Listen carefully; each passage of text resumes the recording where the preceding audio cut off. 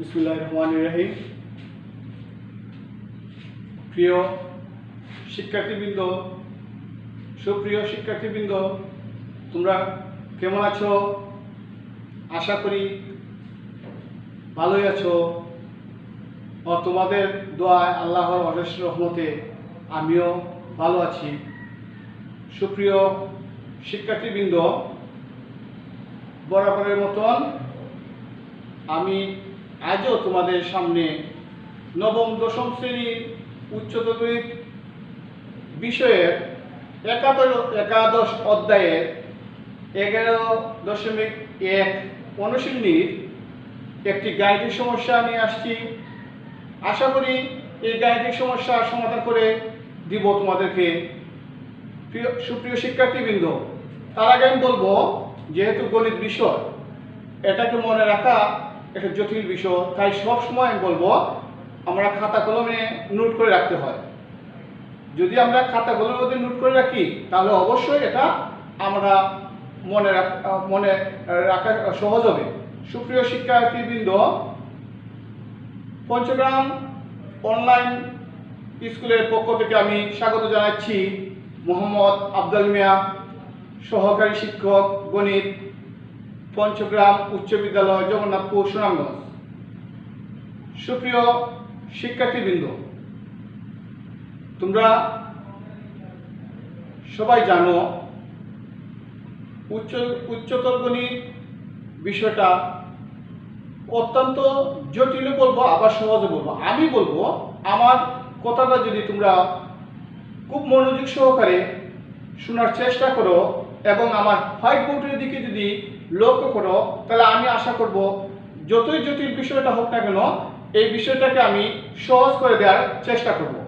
সুপ্রিয় শিক্ষার্থীবৃন্দ, আমি আশা করছি এরই মধ্যে তোমরা খাতা কলম নিয়ে প্রস্তুত হয়ে গেছো। আমি কি বলবো তা মনোযোগ সহকারে শোনার চেষ্টা করবে। সুপ্রিয় শিক্ষার্থীবৃন্দ, তাহলে আমরা কথা না বাড়িয়ে আমাদের মূল আলোচনায় যাচ্ছি। সুপ্রিয় শিক্ষার্থীবৃন্দ, আমি গত ক্লাসে যে একটা বিষয় নিয়ে আলোচনা করেছিলাম, গাণিতিক সমস্যার সমাধান করে দিয়েছিলাম। এর পূর্বে আমরা একটা সূত্রের কথা বলছিলাম, এই সূত্রটা লিখে দিয়েছিলাম এবং তোমরাও লিখে নিয়েছিলে আশা করি। সেই সূত্রটা আমি আবারও তোমাদেরকে মনে করে দিতে চাই, কারণ আমি যে গাণিতিক সমস্যার সমাধান করবো সেই সূত্রটা আমরা এখানে প্রয়োগ করব।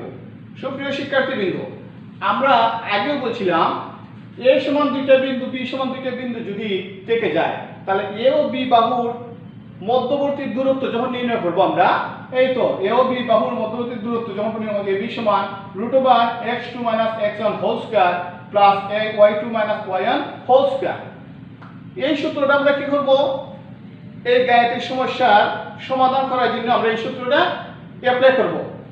সুপ্রিয় শিক্ষার্থীবৃন্দ, আশা করি তোমাদের মনে পড়ে গেছে সেই সূত্রটির কথা। এরপরে যদি মনে না পড়ে যায়, আমি হোয়াইট বোর্ডের ডান দিকে লিখে রাখছি। এই সূত্রটা যখন আমরা প্রয়োগ করব তখন আমরা অবশ্যই এই সূত্রটাকে আমরা ফলো করব। সুপ্রিয় শিক্ষার্থীবৃন্দ, তাহলে আসো আমাদের মূল বিষয়ে। একটা গাণিতিক সমস্যা আমি বোর্ডের মধ্যে লিখে রাখছি। সুপ্রিয় শিক্ষার্থীবৃন্দ, লক্ষ্য করো, এ সমান দুইটা বিন্দু রয়েছে 2, 5, b -1, 1, ও c দুইটা বিন্দু 2, 1 একটি ত্রিভুজের শীর্ষত্রয়। কি ত্রিভুজের শীর্ষত্রয়? যেটাও যে এটি একটি সমকোণী ত্রিভুজ। তাহলে এখানে আসছে সুপ্রিয় শিক্ষার্থীবৃন্দ আমরা একটা নতুন বিষয়, কি ত্রিভুজ। ত্রিভুজ যদিও অলরেডি পড়ে গেছি আমরা অনেক আগেই, তবুও আবার আমি তোমাদেরকে মনে করে দিতে চাই।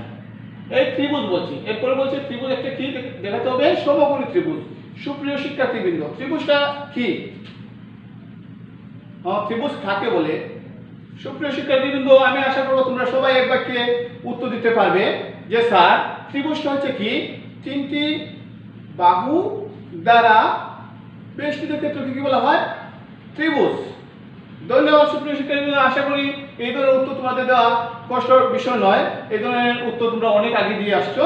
সুপ্রিয় শিক্ষার্থীবৃন্দ, এখন আসো ত্রিভুজ কত ধরনের বা কত প্রকার। ত্রিভুজ তো রয়েছে, আমরা সাধারণত জানি কি 3 প্রকার। একটা কি সমকোণী ত্রিভুজ, সূক্ষ্মকোণী ত্রিভুজ, স্থূলকোণী ত্রিভুজ, এগুলো জানি না সুপ্রিয় শিক্ষার্থীবৃন্দ? অবশ্যই জানি। তাহলে এখানে আসছে আমাদের কি সমকোণী ত্রিভুজ। সমকোণী ত্রিভুজটা কাকে বলে? যে ত্রিভুজের একটি কোণ সমকোণ তাকে বলে কি সমকোণী ত্রিভুজ। গুড।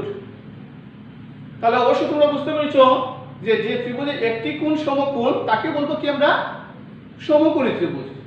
আর সূক্ষ্মকোণী ত্রিভুজ যে ত্রিভুজের তিনটি কোণ কি সূক্ষ্মকোণ তাকে বলবো কি সূক্ষ্মকোণী ত্রিভুজ।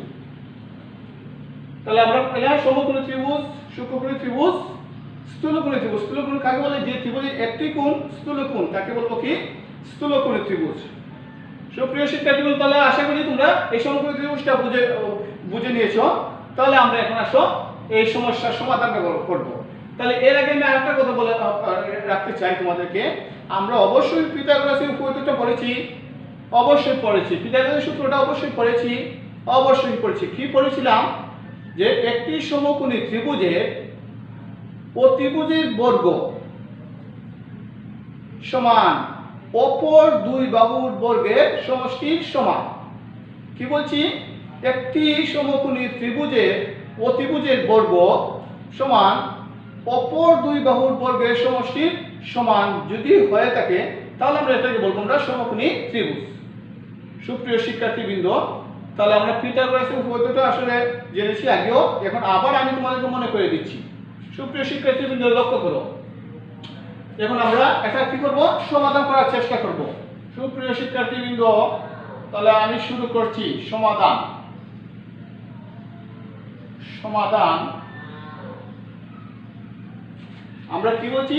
উচ্চতর গণিতে নবম দশম শ্রেণীর উচ্চতর গণিতে একাদশ অধ্যায়ের অর্থাৎ 11.1 অনুশীলনীর আমরা একটা গাণিতিক সমস্যা নিয়ে আসছি। এই গাণিতিক সমস্যাটা সমাধান করব।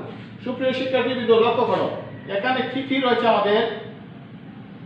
এখানে রয়েছে আমাদের কি a 2 5 b minus 1 1 or c 2 1। এই তিনটে বিন্দু রয়েছে আমাদের। তাহলে এখানে আসো, সর্বপ্রথম আমরা লিখব এটা কি a b। a b রয়েছে না আমাদের? a ও b বাহুর দৈর্ঘ্য কি লিখেছি? a b। অর্থাৎ মনে আছে তোমাদের? এই যে বলছিলাম আগে একটা সূত্র আমরা নোট করে ফেলছি, ডান দিকে আমরা লিখে রাখছি। তাহলে কি বলবো? ab যেহেতু x2 - x1 whole square plus y2 - y1 whole square. তাহলে x2 বলতে কত? এখানে -1। সূত্রে কি মাইনাস দাও? সূত্রের মাইনাস x1 বলতে 2, উপরে হোল স্কয়ার সূত্রে কি প্লাস প্লাস, এরপরে y2 বলতে কত? 1 মাইনাস y1 বলতে কত? 5, উপরে হোল স্কয়ার। সুপ্রিয় শিক্ষার্থীবৃন্দ, লক্ষ্য করো। -1 আর -2 আমরা বলতে পারি কত? -3 whole square plus -4 whole square is equal to কি আমরা লিখতে পারি? 9 প্লাস 16 সমান 9 প্লাস 16 বলতে 25। 25 এর বর্গমূল কত রয়েছে? 5। তাহলে আমরা কি লিখতে পারি? 5 বের হচ্ছে ab। এখন আসো আমরা লিখব ac বাহুর দৈর্ঘ্য। AOC বাহুর দৈর্ঘ্য কত লিখতে পারি আমরা? AC। ঠিক একইভাবে আমরা এই সূত্রটা ব্যবহার করব x2। AC বলতে এখানে 2 -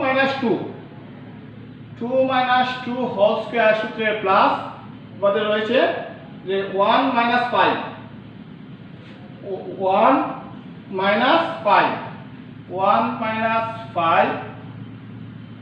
whole square is equal to কত লিখতে পারি আমরা? 0 প্লাস -4 হোল স্কয়ার সমান কত লিখতে পারি? 16 এর বর্গ কত? বর্গমূল কত বলবো আমরা? 4। সুপ্রিয় শিক্ষার্থীবৃন্দ, তাহলে আমরা AB বাহুর দৈর্ঘ্য পেয়েছি তাই আর এসি বাহুর দৈর্ঘ্য বের হয়েছে 4। এমন আসলে রয়েছে আমাদের কি যে বিসি বিওসি বাহুর দৈর্ঘ্য বিসি ইজ ইকুয়াল টু কি লিখতে পারি আমরা ঠিক একইভাবে বিসি 2 মাইনাস 1 2 মাইনাস যেহেতু এখানে মাইনাস আছে মাইনাস আছে প্লাস 1 হোল স্কয়ার আর 1 minus 1 whole square is equal to কি বলতে পারি আমরা 3 স্কয়ার প্লাস 0 আর রুট ওভার স্কয়ার কাটা থাকে কত 3। সুপ্রিয় শিক্ষার্থীবৃন্দ তাহলে এই লক্ষ্য করো একটা বাহুর মান বেড়েছে 5 একটা বাহু 4 একটা বাহু 3। তাহলে লক্ষ্য করো তোমরা সবাই আমরা তিনটা বাহু যেহেতু মান বেড়েছে আমি যদি এইভাবে বলি একটা সমকোণী ত্রিভুজ আঁকলাম একটা সমকোণী ত্রিভুজ মনে করো এটা একটা কি সমকোণী ত্রিভুজ সমকোণী এই সমকোণী ত্রিভুজে একটি মান যদি দিয়ে থাকে আমি 3 মনে করো এই 3 বলতে কত বিসি বিসির মান কত 3 আর এবি মানটা কত যে এসির মানটা কত 4 এসির মানটা মনে করো এসির মানটা যদি দিয়ে থাকে আমি 5 যদি দেই এবি বলতে 5 এ বি এটা বলবো আমরা সি তাহলে বিসির মান 3 আর এবির মানটা কত 5 এবির মানটা 5 আর এসির মানটা কত বের হয়েছে 4। এখন লক্ষ্য করো তোমরা সবাই সুপ্রিয় শিক্ষার্থীবৃন্দ অতিভুজ বলতে এবি কি বলছি অতিভুজ এবি তাহলে অতিভুজ স্কয়ার অর্থাৎ আমরা কি লিখতে পারি লক্ষ্য করো সুপ্রিয় শিক্ষার্থীবৃন্দ যে পিথাগোরাসের সূত্র অনুসারে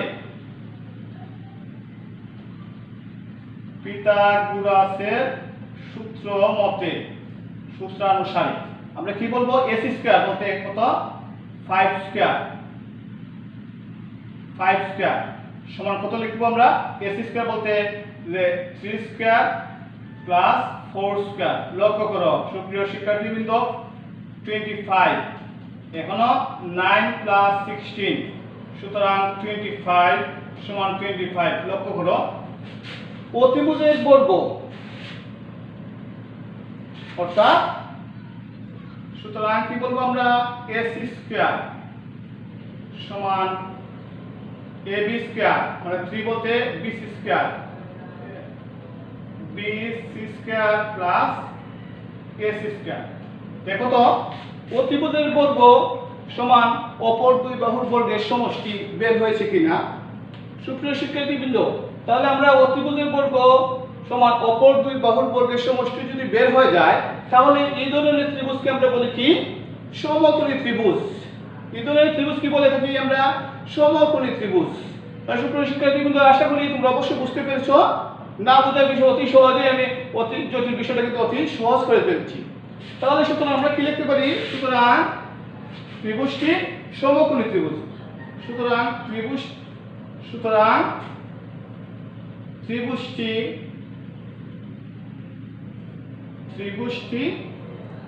সমকোণী ত্রিভুজ তাহলে আমরা কি বলতে পারি দেখাও যাবে ছিল না এই যে সৌর অথবা দেখানো হলো আমরা বলতে পারি সৌর অথবা কি দেখানো হলো কি লিখছি ত্রিভুজটি সমকোণী ত্রিভুজ।